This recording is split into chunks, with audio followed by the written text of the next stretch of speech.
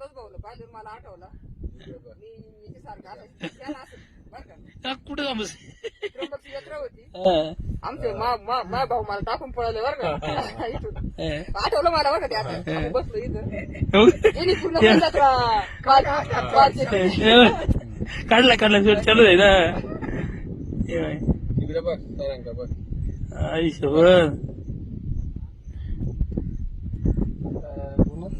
लईच गुन्हा करते ते बघा कुठे जाऊन बसले ते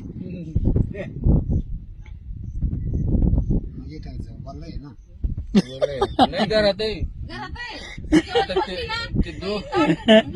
मांडीवर माझ्या मांडीवर नाही तर तो बाईच्या मांडीवर बसल तिला जेवली का ती मांडीवर येऊन बसते आता तर रात्री आहे ना रात्री दोघं जण येईल ना मोठा येईल तो मोठ्या जवळ झोपली